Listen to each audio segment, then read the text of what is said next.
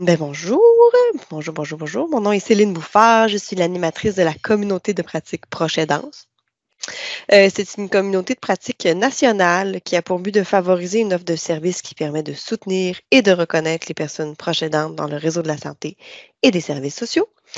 Pour ce webinaire, je suis accompagnée de ma collègue Chiara Bolduc, qui est un peu dans l'ombre. Chiara, si tu veux peut-être juste qu'on voit un petit peu ton visage, voilà. Chiara, qui est l'animatrice de la communauté de pratique SCPD. Donc, c'est comme une collaboration qu'on fait avec eux pour ce webinaire-là.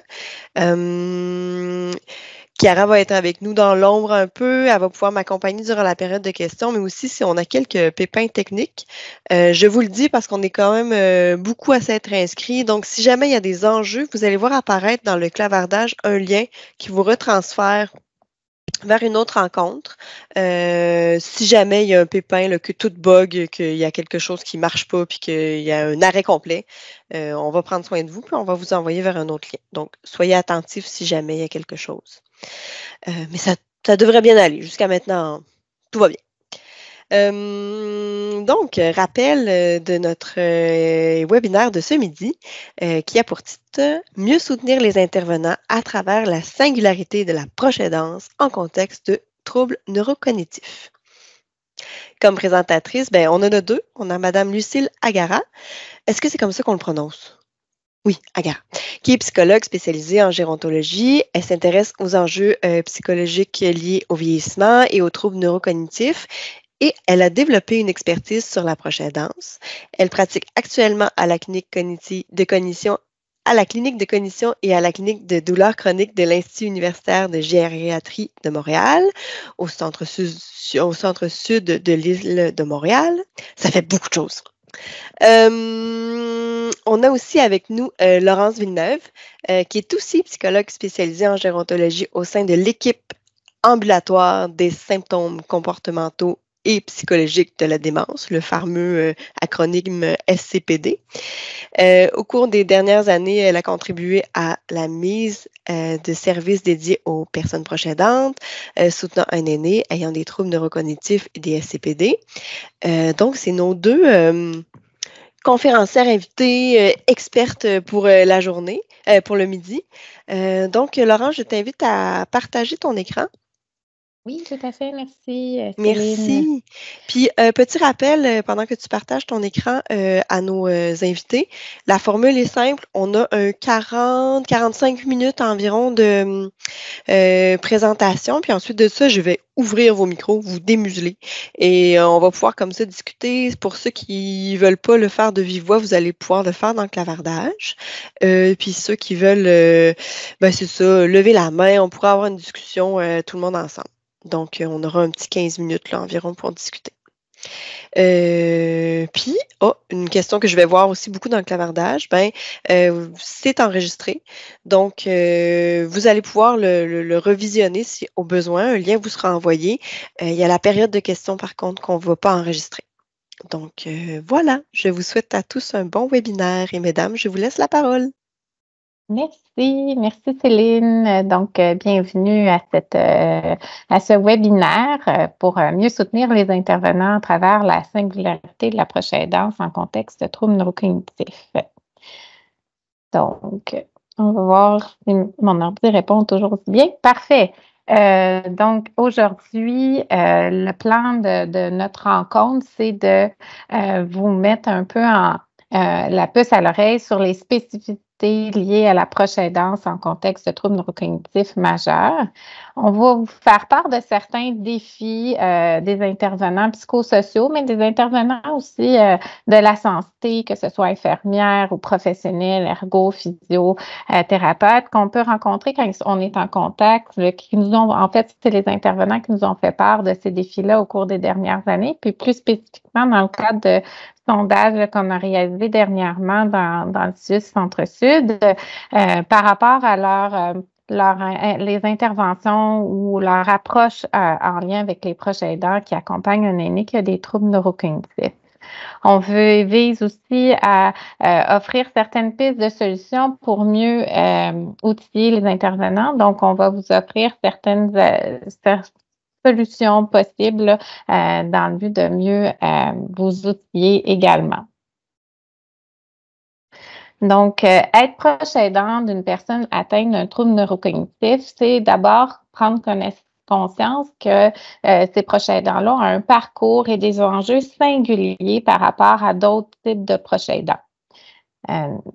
Sans rentrer là, trop vous endormir dans les différentes statistiques, mais on se rappelle quand même, si on fait une mise en contexte, que les troubles neurocognitifs touchent beaucoup de personnes.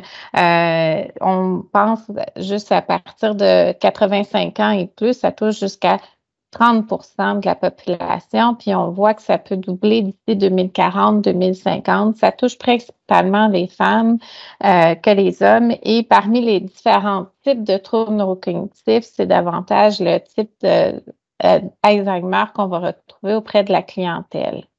Les dernières données là, qui sont sorties par la Société d'Alzheimer du Canada recensaient quand même près de 600 000 Canadiens qui étaient atteints d'un trouble neurocognitif en 2020.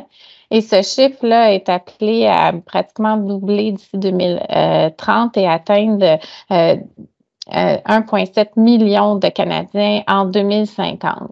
Fait que si on regarde, ça, c'est seulement les personnes qui ont une atteinte au niveau du trouble neurocognitif. Donc, si on pense aux gens qui vont soutenir, qui vont apporter de l'aide de différents degrés à ces personnes-là, mais là, on vient multiplier le nombre de Canadiens qui va être touchés d'une façon, soit directement par la maladie ou indirectement, comme en étant proche aidant là, de ces personnes-là. Donc, ça va représenter vraiment une masse importante. Là. Ce l'est déjà, mais ça va s'accroître là, au cours des prochaines années. Pourquoi s'intéresser plus spécifiquement aux proches aidants? Pourquoi pas considérer la proche aidance au sens scolaire, ce qui est tout à fait important. Donc, pourquoi avoir cette caractéristique-là, ce souci-là de regarder qu'est-ce qui se passe plus particulièrement chez les proches aidants qui accompagnent une personne qui a des troubles neurocognitifs? D'abord, il y a des données qui montrent que les personnes proches aidantes qui accompagnent une personne qui a des troubles neurocognitifs, 45 d'entre eux vont présenter une détresse psychologique. C'est 2 fois plus élevé que d'autres types de proches aidants, notamment les proches aidants qui vont soutenir une personne 3 fois plus à risque de rapporter de la détresse psychologique s'ils accordent 20 heures ou plus de temps consacré à la personne qui a un trouble neurocognitif. Et on sait qu'avec la perte d'autonomie liée à la maladie, qu'entraîne la maladie, bien, les proches aidants ont tendance à consacrer aussi de plus en plus d'heures auprès de l'aider. Aussi, dans les troubles neurocognitifs, il y a certains symptômes comportementaux et psychologiques qui peuvent apparaître au cours de la maladie, notamment peut-être certaines résistances, voire même de l'agressivité. Si tel est le cas, lorsque la personne qui a des troubles neurocognitifs présente de la créativité, mais là aussi, la personne proche aidant est 1,6 fois plus à risque de rapporter de la détresse. Donc, il y a vraiment des caractéristiques, des indicateurs qui nous disent que ces proches aidants-là, il faut particulièrement faire mieux comprendre la réalité, mais aussi à s'attarder davantage par rapport aux risques de détresse psychologique qu'ils peuvent ressentir. Lucille, je te laisse la parole pour la suite. Donc, on va parler un peu du parcours des proches aidants dans le cadre des troubles neurocognitifs, qui est un parcours des fois de longue haleine, là, qui peut durer des années et des années, puis qui est jalonné de différents défis, puis différentes nécessités d'adaptation de la part du proche aidant. On présente souvent de cette façon avec Laurence un peu en miroir, dans le fond, que le parcours du proche aidant, au fil des ans, il est un peu en miroir de ce que vit la personne atteinte de troubles cognitifs.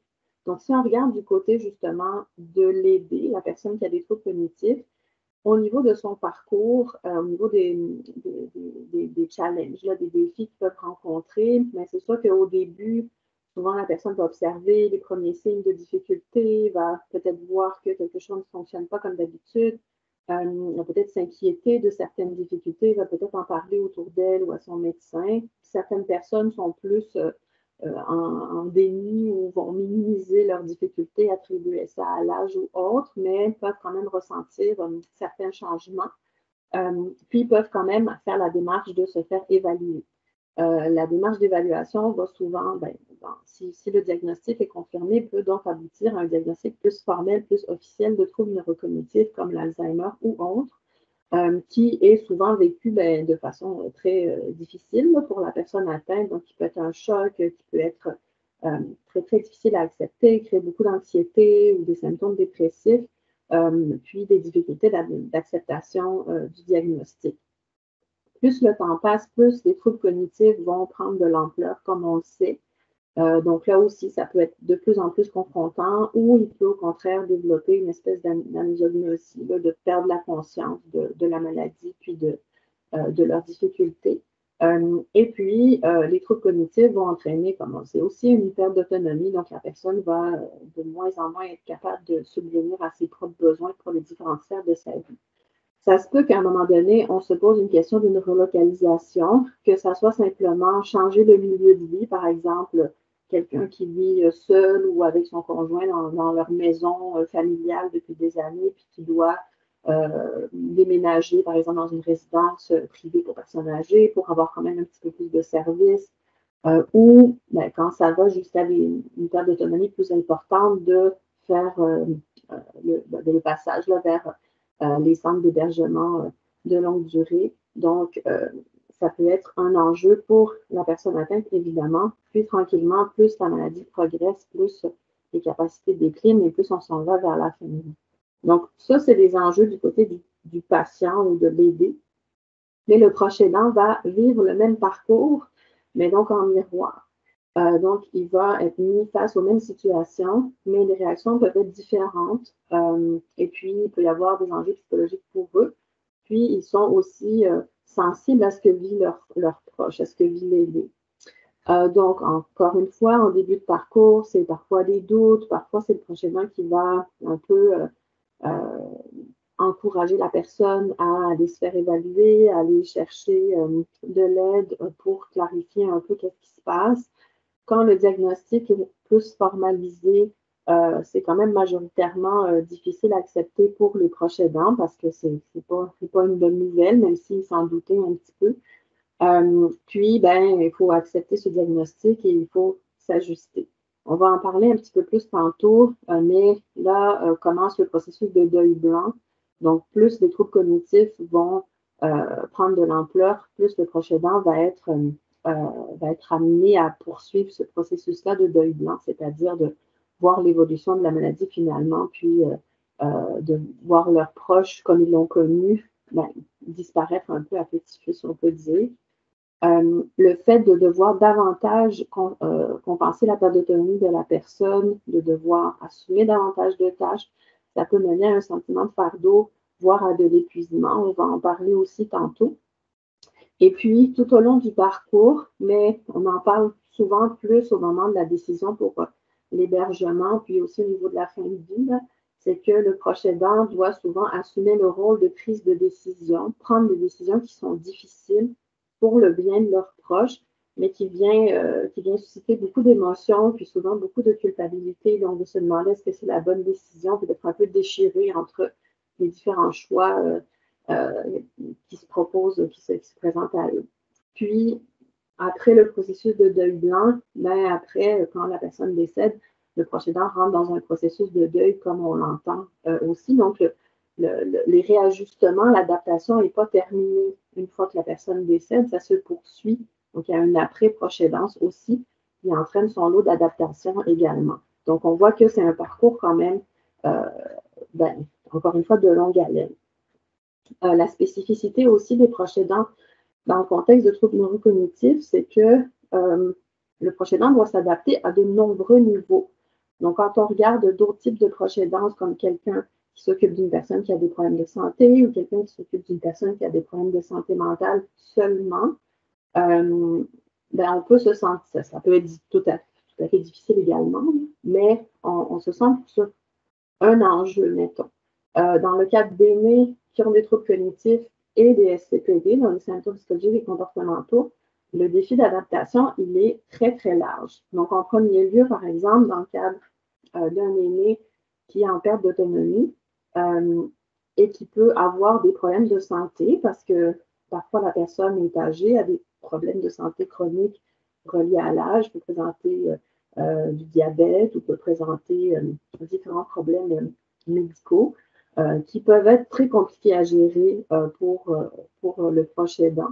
Le proche aidant qui n'est pas forcément professionnel de la santé, qui n'est pas une formation d'infirmière, mais qui doit un peu s'improviser, préposer infirmière dans la vie quotidienne, prendre certaines décisions puis aider leurs proches. Donc, c'est quand même beaucoup d'adaptation pour le proche aidant, juste au niveau de la santé puis de la perte d'autonomie. En plus, on va, comme intervenant, souvent faire de l'enseignement auprès du proche aidant de comment s'ajuster aux troubles cognitifs, comment apprendre à mieux communiquer avec la personne, comment apprendre à gérer quand la personne a des propos répétitifs, repose les mêmes questions, comment aider le proche aidant à gérer ses attentes par rapport à la personne dans le contexte des troubles cognitifs. Mais ça, c'est vraiment beaucoup, beaucoup d'adaptation aussi.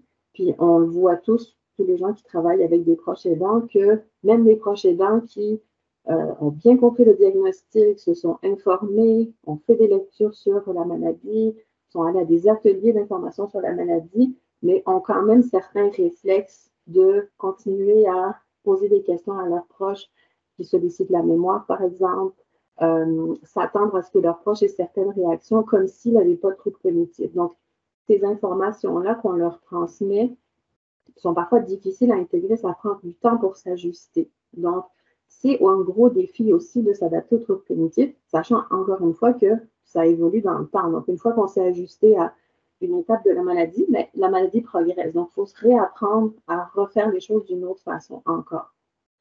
En plus de ça, en contexte de STPD, le proche aidant doit s'ajuster aussi aux symptômes psychologiques notamment. Donc, beaucoup de proches aidants peuvent rapporter, par exemple, demander mais qu'est-ce que je fais quand mon proche a une crise d'angoisse? Je vois mon proche en panique, je me sens complètement impuissant, je ne sais pas quoi faire. Comment gérer cette crise d'angoisse chez mon proche? C'est très déstabilisant. Les symptômes, par exemple, des hallucinations ou des délires plus paranoïdes, ça aussi, c'est très confrontant pour les proches aidants et c'est difficile, ils ne sont pas forcément habitués à savoir comment gérer ça, déjà, est-ce que c'est grave ou pas, puis comment réagir quand leur proche a ce genre de symptômes-là. Donc, ça peut être très dérangeant puis très déstabilisant pour les proches aidants. Ça prend là aussi beaucoup d'apprentissage.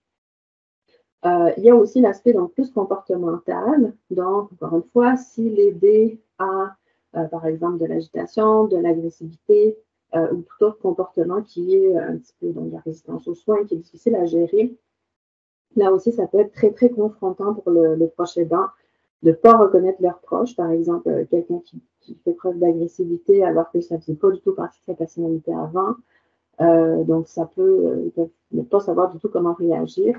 Une chose aussi qui revient souvent, c'est comment gérer l'apathie chez l'aidé, donc une personne qui se renferme un peu sur elle-même, qui ne veut plus faire d'activité, qui passe la journée assise sur son fauteuil sans rien faire. C'est très confrontant pour les proches aidants souvent parce qu'ils ne savent pas comment réagir. Bref, tout ça pour dire que le défi d'adaptation, il est vraiment très important parce qu'il peut toucher plein de sphères différentes. Donc, ça fait beaucoup d'apprentissage, beaucoup de changements à faire de la part du proche aidant dans le contexte donc, de troubles cognitifs et d'autant plus de SCPD. On voulait aborder aussi un peu les différents enjeux psychologiques qu'on retrouve en proche aidance dans ce contexte-là. Un des enjeux importants qu'on aborde souvent, c'est le deuil blanc, donc qui est le deuil particulier là, que peuvent ressentir les proches face à une personne atteinte de troubles cognitifs qui est présente physiquement, parfois qui peut être très en forme aussi physiquement, mais au niveau affectif, mental, c'est plus vraiment la même personne, c'est plus vraiment la même présence que par le passé. Donc la personne change, mais en même temps, elle ne change pas pour d'autres aspects. Donc c'est très particulier comme type de manifestation. Un deuil blanc, au niveau des manifestations du deuil blanc chez les proches, généralement, c'est un peu similaire à un deuil classique, c'est-à-dire que c'est un peu les mêmes émotions qui peuvent être ressenties par les proches aidants, de la tristesse, parfois de la colère, parfois de la culpabilité. Donc, toutes les émotions qu'on peut ressentir dans le contexte d'un deuil plus classique, ben, ça ressemble aux émotions qu'on ressent dans le contexte de deuil blanc. Et puis, on peut ressentir plusieurs émotions en même temps. Bien sûr, c'est vécu différemment selon les personnes, comme un deuil classique également. Puis, ça évolue dans le temps. Donc, on peut avoir certaines émotions qui dominent en début de parcours, puis ensuite une autre émotion qui prend le dessus, puis ensuite ça change de nouveau, comme dans un deuil classique également. Donc, ça évolue dans le temps, les manifestations du deuil blanc. Il y a plusieurs caractéristiques du deuil blanc. Je n'ai pas le temps d'élaborer chaque aspect trop longtemps, mais vous allez avoir des suggestions de ressources aussi à la fin si c'est un aspect qui vous intéresse davantage. Mais c'est juste pour illustrer à quel point c'est particulier psychologiquement comme phénomène, le deuil blanc. Déjà, c'est une expérience qui est très ambiguë, très paradoxale, parce qu'on peut ressentir plusieurs choses en même temps différentes. Donc, encore une fois, on ressent à la fois la présence de la personne, mais aussi son absence. Donc, on peut ressentir un sentiment de vide relationnel, même quand on est avec la personne, parce que c'est plus la même relation qu'avant. On parle aussi souvent des inversions de rôle ou de la confusion de rôle. Donc, psychologiquement, c'est quand même particulier, par exemple, comme enfant, de s'occuper de son parent, de se sentir parent de son parent. C'est particulier.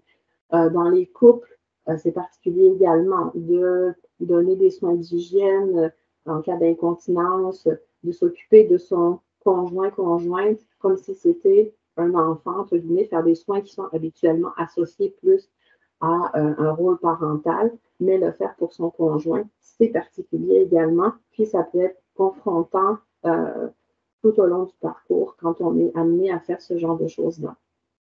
Puis les proches aidants peuvent le nommer vraiment de cette façon-là, notamment auprès des conjoints, là, de dire je me sens encore amoureuse de mon conjoint, mais en même temps, par moments, je me sens comme maternante. C'est bizarre comme sensation. Les proches aidants font aussi face à plein de pertes, en fait. Donc, il y a le deuil de la relation avec la personne, mais il y a également plein de pertes associées. Donc, pour rester sur les couples, beaucoup de couples qui font des projets de retraite, on va voyager, on va passer du temps au chalet, etc. Mais peut-être que ces projets-là ne sont plus d'actualité parfois en raison de la maladie. Donc, c'est des renoncements. S'il peut y avoir des renoncements au niveau de leur vie sociale ou de leurs loisirs parce qu'ils ont moins de temps pour s'y consacrer ou de certains rôles qui étaient importants pour eux, par exemple, s'ils faisaient du bénévolat ou des proches aidants qui travaillaient, mais ils décident de finalement devancer leur retraite ou d'être en arrêt de travail pour un temps pour se consacrer à leur rôle de proche aidant. Donc, ça peut être des renoncements autres que seulement au niveau relationnel dans le cadre du rôle de proche aidant. Comme on l'a vu, ben, la maladie évolue. Donc, évidemment, les deuils sont renouvelés constamment. Donc, on peut s'ajuster, accepter, entre guillemets, certaines difficultés de leurs proches, mais finalement, la perte d'autonomie continue. Donc, de nouveau, on doit accepter une nouvelle étape, une nouvelle manifestation de la maladie. Puis, c'est comme ça constamment. Donc, c'est très drainant en termes d'énergie de toujours devoir faire des nouveaux deuils, empiler les uns sur les autres. Non seulement le proche aidant a des deuils à faire dans le moment, mais il y a souvent aussi un deuil anticipé, donc ils vont souvent penser à ce qui s'en vient. Ils vont penser aux difficultés à l'avenir, ils vont penser aux pertes à l'avenir. Notamment, la chose qui revient très souvent, là, la question de est-ce qu'un jour, il ou elle ne va plus me reconnaître. Mais on n'est pas toujours rendu là quand les proches aidants nous en parlent, mais ils commencent déjà à anticiper cette étape-là, même des fois à l'annonce du diagnostic, dans des années et des années avant les étapes vraiment plus avancées de la maladie. L'autre aspect aussi, c'est que dans le cadre d'un deuil plus classique, il y a quand même des normes, des codes sociaux qui entourent le décès, qui entourent les endeuillés. Donc, le statut d'endeuillé est reconnu dans le cadre d'un deuil classique. Il y a des rites funéraires, il y a donc des codes où on va contacter la famille, etc. Puis on reconnaît que les proches ont un statut donc d'endeuillé, mais ce n'est pas le cas dans le cadre du deuil blanc. Ça passe plus inaperçu. On peut peut-être prendre conscience que le proche a l'air fatigué ou que le proche en fait beaucoup en termes de tâches, etc. Mais on ne l'associe pas forcément à un deuil, donc on ne va pas donner nécessairement le soutien qu'on donnerait dans le cadre d'un deuil plus normal. Je m'excuse, j'ai mon assistant félin qui se manifeste. Puis finalement, toutes ces manifestations de deuil-là, donc qui prennent beaucoup d'énergie et qui sont quand même très demandantes, peuvent aussi être associées à ce qu'on appelle une double charge, c'est-à-dire que pendant que le proche aidant fait son deuil, il continue à s'occuper de la personne. Donc, on le sait quand on a tous vécu des deuils, c'est une période qui est parfois difficile, où on peut avoir beaucoup d'émotions, on peut être plus fatigué, on peut se sentir beaucoup drainé. Mais donc là, non seulement on est drainé, mais on continue à s'occuper de la même personne de qui on est en train de faire le deuil. Donc ça aussi, c'est quand même assez particulier. Les autres aspects psychologiques dont on parle souvent, que vous connaissez certainement, donc on parle du sentiment de fardeau. Donc, comme vous le savez certainement, on distingue là, le fardeau objectif, qui est plus le côté concret, là, donc les proches qui décrivent un sentiment de fardeau en lien avec les tâches qu'ils doivent accomplir, le temps qu'ils consacrent à leurs proches. Donc, toutes les tâches, les choses qu'ils ont besoin de faire, le temps que ça prend dans leur emploi du temps. Donc, ça, c'est vraiment associé souvent aux caractéristiques de la maladie, en fait. Plus la perte d'autonomie augmente, plus ça fait du sens que le fardeau objectif augmente pour le proche aidant parce qu'il y a plus de choses à faire, il y a plus de temps à consacrer aux soins. Mais il ne faut pas oublier qu'il y a également le fardeau subjectif. Donc, le sentiment de fardeau subjectif, c'est plus l'aspect émotionnel, psychologique que ressent le proche aidant. Donc, le fait de s'inquiéter pour la personne, d'être triste par rapport à la maladie, d'avoir un sentiment d'injustice, de la colère, de la culpabilité, l'impression de ne pas être à la hauteur. Donc, finalement, encore une fois, tous les aspects psychologiques et émotionnels qui pèsent aussi beaucoup dans la balance puis qui peuvent amener un sentiment de lourdeur également, en plus du fardeau objectif.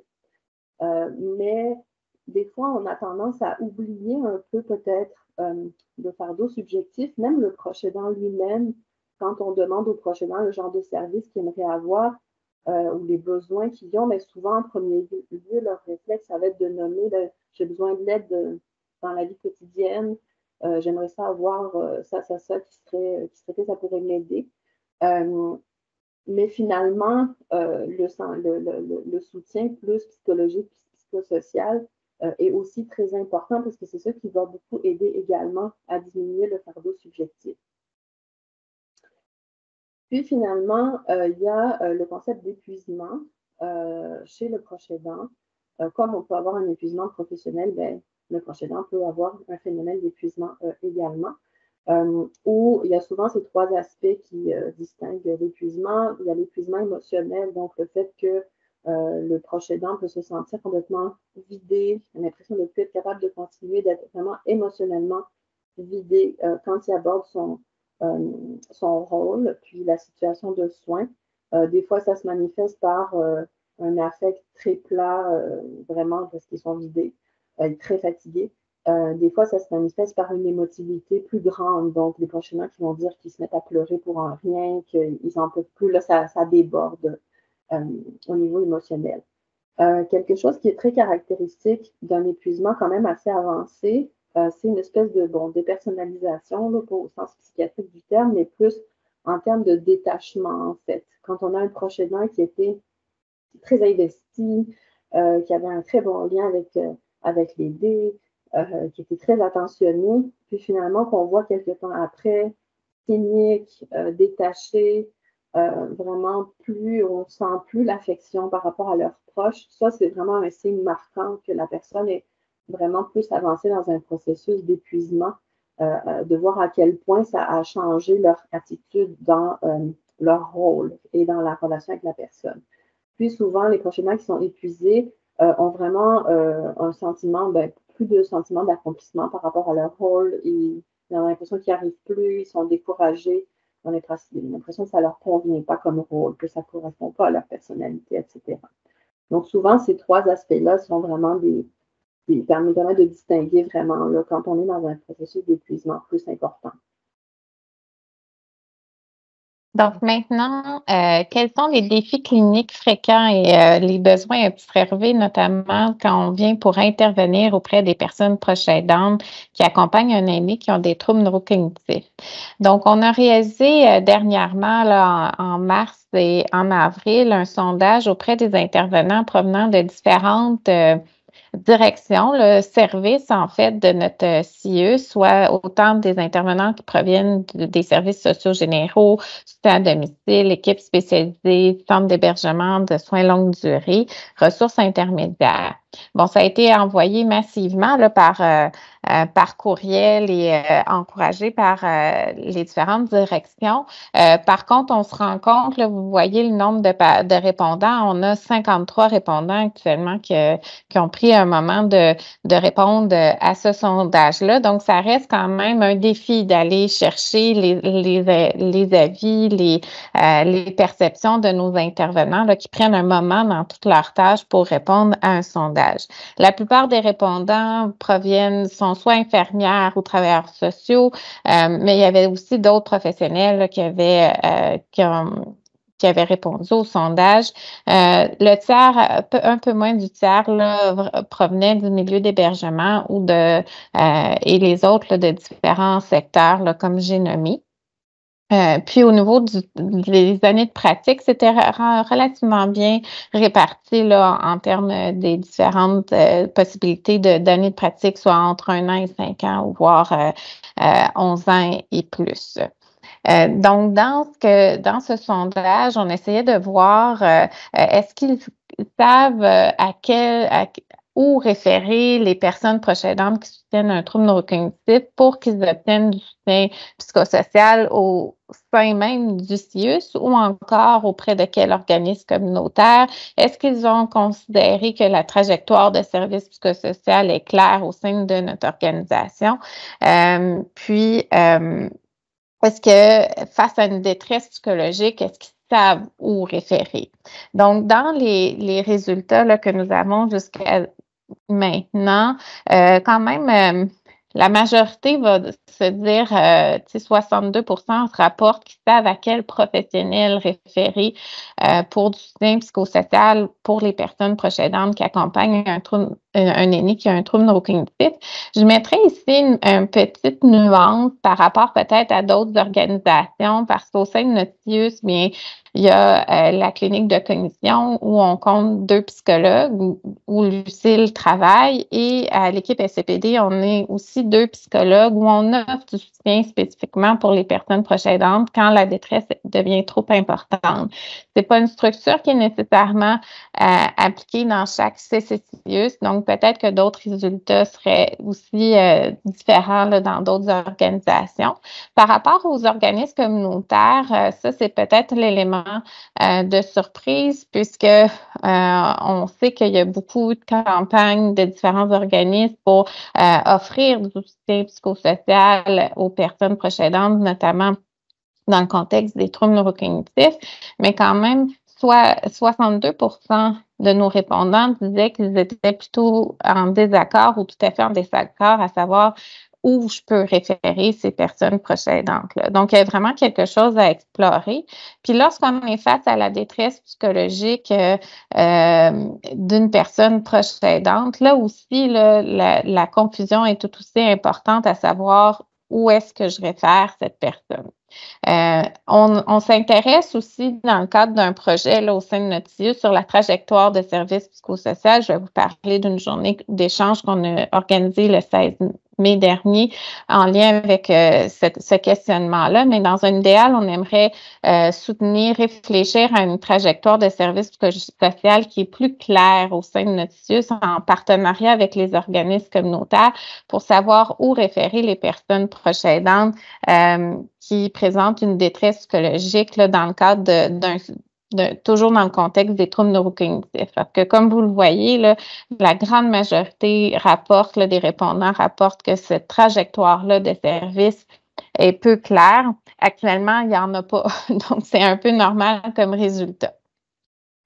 On a aussi voulu explorer leur perception de degré de confiance. C'est des données qui sont, vous voyez, là, qui sont sur 100 en pourcentage, à repérer les enjeux, les différents enjeux psychologiques des personnes proches aidantes qui accompagnent une personne qui a des troubles neurocognitifs. Donc, ça reprend un peu les thèmes que Lucille a abordé tantôt avec nous sur les grandes manifestations psychologiques qu'on pouvait voir chez ces personnes proches aidantes-là.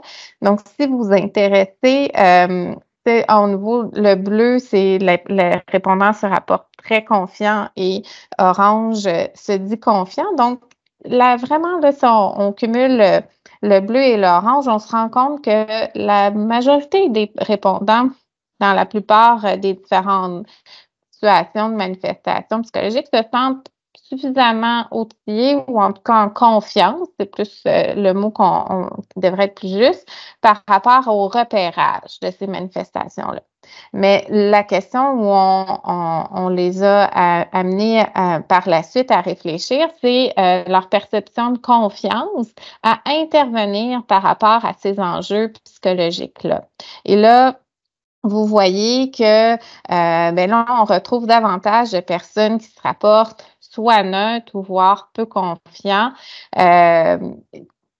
Ça peut, particulièrement dans le deuil blanc ou face à la détresse psychologique où les prévalences sont particulièrement plus importantes. Donc ça, c'est un élément qui nous questionne, hein, comment mieux les outiller dans l'intervention face à ces manifestations psychologiques-là. Puis outiller, là, c'est pas nécessairement là, il faut rentrer dans de la psychothérapie. Il y a vraiment des stratégies d'intervention, plus de relations d'aide psychosociale qui va aider aussi la personne proche aidante avant. On parle pas nécessairement de psychothérapie, là, qui serait plus un acte réservé. Quand on parle aux intervenants, dans les formations qu'on donne ou en général dans nos contacts avec les intervenants du réseau ou au niveau communautaire, souvent les défis qui sont rapportés, c'est notamment de faire face à la détresse qui est parfois très intense du proche aidant, donc de se sentir un peu comme impuissant en fait là, face à une détresse si intense et de ne pas trop savoir quoi faire. Il y a aussi souvent la question de réfléchir aux limites du mandat qu'on a ou de l'expertise qu'on a. Donc, on a un contexte de travail particulier, comme Laurence disait, des fois, peut-être que la psychothérapie serait intéressante, mais si on est dans un contexte où on n'est pas autorisé, où on n'a pas le mandat pour faire de la psychothérapie, on ne peut pas rentrer là-dedans. Mais non, alors, qu'est-ce qu'on peut faire? Donc, la psychothérapie, c'est un exemple, mais il y a d'autres exemples où on fait des fois des interventions très court terme. On n'a pas le temps de se lancer dans un soutien plus long terme. Bon, mais ça fait partie des limites aussi des mandats qu'on peut avoir. Souvent, les intervenants peuvent aussi rapporter, comme on l'a vu là au fil du sondage, une méconnaissance par rapport aux ressources qui sont disponibles ou un manque de ressources. Après, des fois, dans certains quartiers, dans certains arrondissements à Montréal, des fois, on est plus choyé là, en termes d'organismes communautaires plus locaux, par exemple, mais des fois, les gens, notamment en région ou autres, peuvent ressentir aussi un manque. C'est pas juste qu'ils ne connaissent pas les services, là, c'est que des fois, il y en a quand même moins de services par rapport à d'autres régions. Puis, vont souvent donner le besoin d'être mieux outillés en termes de formation, en termes de ressources, en termes d'approche qu'on peut leur présenter. Puis, dans les choses qui rapportent également, dans des intervenants qui donnent du soutien psychosocial, souvent les choses qui motivent, qui apportent à l'intervenant une plus grande satisfaction, c'est justement d'être dans cette relation d'aide, d'avoir un sentiment de compétence aussi par rapport à leur rôle, par rapport à l'aide qu'ils peuvent apporter à la personne.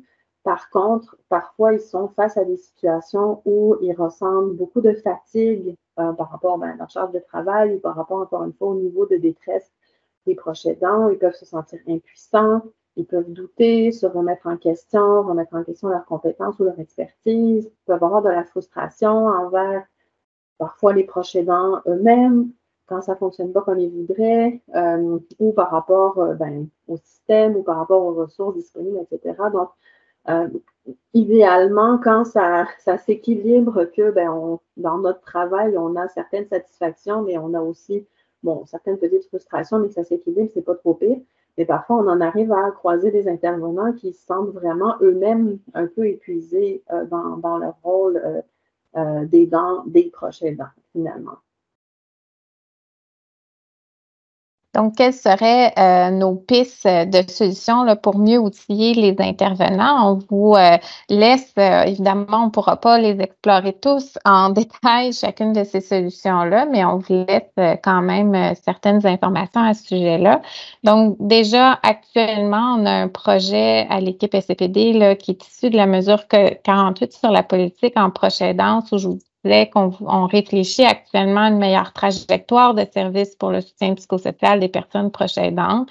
Il y a le sondage, on vous a présenté les résultats, mais on est allé chercher, on a fait une journée de consultation, une journée d'échange où on a fait 3 ateliers de réflexion, si vous voulez, des focus group, avec différents intervenants de notre CIUS provenant encore de différents milieux, soit du soutien à domicile, CHSLD, les hôpitaux, les groupes de médecine familiale, mais on a aussi voulu regrouper pour bien représenter tous les intervenants, mais aussi les personnes qui pourraient soutenir les proches aidants. On a aussi regroupé des organismes communautaires, que ce soit l'Appui, la Société d'Alzheimer, le Temps d'une pause. Il y avait vraiment plusieurs organismes communautaires qui étaient présents. Et on avait aussi invité des personnes proches aidantes qui avaient ou qui accompagnent encore une personne qui a un trouble neurocognitif. Donc, ces 3 catégories de participants-là étaient mélangées ensemble et invités à aborder les enjeux liés au soutien psychosocial des personnes proches aidantes qui accompagnent une personne qui a des troubles neurocognitifs. Et la journée a été divisée en 3 grands ateliers de réflexion selon le parcours que Lucille nous a présenté plus tôt, qu'on avait divisé en 3 grands moments clés, tout en sachant que le parcours de proche aidance demeure quand même pas un parcours linéaire, mais c'était un peu pour nous aider à arrêter notre réflexion. Donc, on a recueilli leurs idées tout au long de la journée. C'était ponctué de conférences, mais aussi de moments d'échange, comme vous pouvez voir, soit en grand groupe, les 50 participants entre eux, ou en petits groupes. Là, les ateliers ont été divisés en 4 petits groupes d'une dizaine de participants chacun pour vraiment favoriser des échanges plus personnalisés. Donc, dans la première phase, on a voulu aller recueillir un peu leurs idées, comment mieux soutenir ces personnes proches aidantes-là. Donc, il y a eu beaucoup déjà, dès la première phase, dans les premiers signes à l'annonce du diagnostic, on disait l'importance d'offrir un accompagnement personnalisé. Hein. Souvent, il y a l'annonce du diagnostic en lui-même, mais par la suite, c'est d'offrir un suivi soit téléphonique ou en présentiel par l'infirmière, la travailleuse sociale de la clinique pour voir, hein, suite au choc de l'annonce du diagnostic, comment ça se passe. Donc, de les accompagner, d'offrir un accompagnement continu et personnalisé, favoriser des liens entre les intervenants pour pas que ça repose seulement, par exemple, sur la travailleuse sociale, mais c'est un travail souvent d'équipe.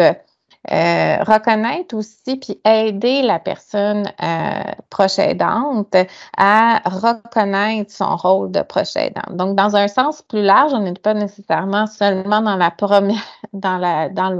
première phase, là, les premiers signes à l'annonce du diagnostic, mais qui ressort aussi beaucoup de la journée, c'est d'aller faire des campagnes de publicité pour que les personnes proches aidantes se reconnaissent mieux, notamment en contexte de troubles neurocognitifs. Il y a aussi été soulevé l'importance d'aller peut-être offrir une ligne d'écoute. Il y en a actuellement, mais pas disponible 7 jours sur 7, ni 24 heures sur 24. Donc ça a été une autre idée qui a été nommée. Et beaucoup d'intervenants ont manifesté, là, vous le verrez aux différents moments de la journée, le besoin d'être mieux outillé, mieux formé, là, comme Lucille l'a mentionné. Lorsqu'on arrive à une plus grande perte d'autonomie, que des services du soutien à domicile est nommé, on a encore une fois amené les participants à réfléchir sur le type de soutien psychosocial qu'on pourrait offrir pour diminuer le sentiment de fardeau, de détresse de la personne proche aidante. Face au soutien à domicile, hein, il y a eu beaucoup de réflexions par rapport à l'importance de diminuer le roulement des intervenants. Il y a aussi des idées qui ont été nommées basées sur d'autres modèles existants, notamment d'offrir une approche vraiment systémique, soit qu'on n'intervient pas seulement auprès de la personne qui a des troubles neurocognitifs, mais vraiment d'inclure la personne la personne proche aidante, notamment pour s'intéresser entre autres à son vécu, sa perception, est-ce qu'elle présente un épuisement, de la détresse, hein? C'est un lieu, particulièrement lorsque le soutien à domicile est impliqué, la personne proche aidante est beaucoup plus à risque aussi de détresse psychologique à ce moment-là parce que sa charge généralement augmente. Demeurer aussi flexible dans les services était aussi nommé. Encore une fois, la formation là, des intervenants était également nommée. Lorsqu'on arrivait vers la fin du parcours, où on incluait la prise de décision par rapport à l'hébergement, s'il y avait l'hébergement, c'est pas nécessairement un parcours, comme je vous disais, c'est pas tout le monde qui va se rendre à l'hébergement ou encore au processus de fin de vie. Ben là aussi, il y a eu différentes réflexions basées sur des expériences qui provenaient d'autres milieux, mais aussi même d'initiatives dans d'autres CHSLD de notre milieu, notamment l'importance d'accueillir, d'informer les personnes proches aidantes lorsqu'il y a une arrivée en hébergement, mais aussi l'importance d'accompagner la personne proche aidante dans la prise de décision, pas simplement de poser la question, mais de vraiment d'offrir l'espace pour réfléchir, soutenir la personne proche aidante dans ce moment de prise de décision-là, parce qu'il peut y avoir beaucoup de culpabilité, d'ambivalence, d'inquiétude. Ça peut être vraiment important et même nécessaire là, pour faciliter la prise de décision, de prendre un moment de le réfléchir avec l'intervenant. Je vous l'ai nommé, là, il y a eu beaucoup de ce qui est ressorti de cette journée-là, mais aussi des sondages, c'était le besoin de formation, puis d'être mieux outillé dans le processus pour reconnaître ces manifestations-là, mais comme on l'a vu, particulièrement par rapport aux interventions. Quel moyen demeurerait le plus efficace là, pour mieux soutenir ces personnes proches aidantes-là? Puis un autre élément qui ressort beaucoup, c'est d'avoir une banque de ressources plus simplifiée, plus concrète, là, qui aiderait davantage les intervenants à mieux cibler certaines ressources par rapport aux problématiques que le proche aidant peut présenter. En termes justement de formation, ça fait quand même quelques années qu'on essaie de mener différentes actions de sensibilisation et de formation là, avec Laurence dans différents contextes. Notamment, on a donné, je vais aller rapidement là, parce que je vois que le temps file. On a eu l'occasion de présenter au congrès de l'Association québécoise des neuropsychologues l'année passée justement sur la proche aidance, donc parler un peu des enjeux psychologiques, puis essayer d'outiller mieux les neuropsychologues sur comment aider les proches aidants dans le cadre de leur travail. On a aussi différentes actions au niveau des étudiants en psychologie. Déjà, dans le cursus en psychologie, le vieillissement est assez peu représenté, malheureusement. Puis la proche aidance encore moins. Donc, dans plusieurs cours, notamment à l'Université de Montréal et à l'UQTR, sur le vieillissement, je donne une présentation sur justement l'intervention psychologique auprès des proches aidants pour un peu sensibiliser la relève, là, de se dire les futurs intervenants en psychologie ou intervenants psychosociaux pourront être un petit peu plus, connaître un petit peu plus les outils, connaître un petit peu plus les problématiques, les enjeux que vivent les proches aidants également, donc peut-être susciter leur intérêt à ce sujet. On a développé des formations un peu plus consistante, on va dire, en premier lieu pour les psychologues et les psychothérapeutes, donc notamment au congrès 2022 là, de l'Ordre des psychologues du Québec. Notre formation sur l'intervention donc psychologique auprès des proches aidants est toujours disponible sur le site de l'Ordre des psychologues pour ceux qui y ont accès. Puis, on a adapté cette intervention-là pour la rendre accessible de façon plus large aux intervenants psychosociaux. Donc, il y a plusieurs phases, dont on a fait un projet pilote avec des travailleurs sociaux en GMF pour le Sud Centre-Ouest. On va la donner maintenant dans les intervenants psychosociaux dans le Sud Centre-Sud dans les prochains mois. prochaines semaines même. Et puis, on va en fait adapter également cette formation-là, donc qui parle des enjeux psychologiques, puis qui donne des pistes d'intervention. On va l'adapter sous un format en ligne pour la mettre disponible sur la plateforme ENA, donc qui est habituellement accessible aux personnes qui travaillent dans le réseau et à certains organismes également. Donc, ça s'en vient. Là, ça devrait se concrétiser, j'espère, d'ici la fin de l'année ou l'année prochaine. Donc, sous forme de capsule, donc avec un peu le même contenu, mais adapté au format web, là, pour que ce soit plus facilement disponible pour les intervenants. Donc, là aussi, plus, dans le fond, plus d'approfondir les éléments de deuil blanc, les éléments d'épuisement, les éléments de fardeau, la culpabilité également, et puis également certains aspects au niveau plus comprendre l'impact du rôle de proche aidant, puis comprendre aussi un peu plus les troubles cognitifs également.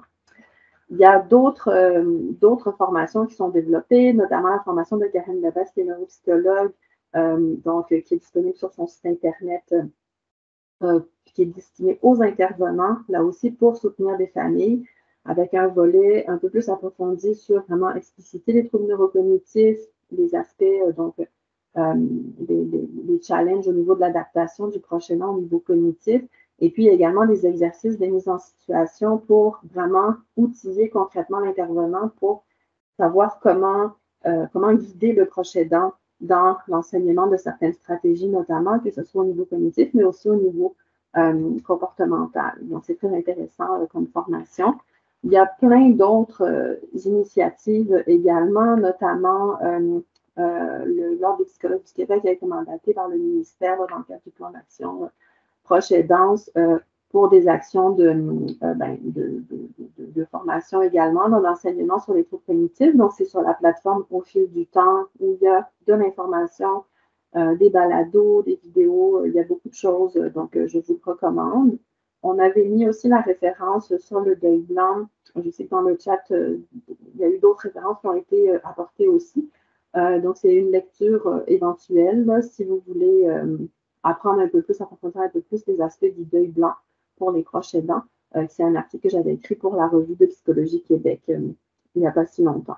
Donc, il y a des choses qui se passent là au niveau de la formation, que ce soit pour les proches aidants eux-mêmes, mais aussi plus spécifique aux intervenants pour être mieux outillés. C'est certain que c'est plus important comme investissement là, de notre temps.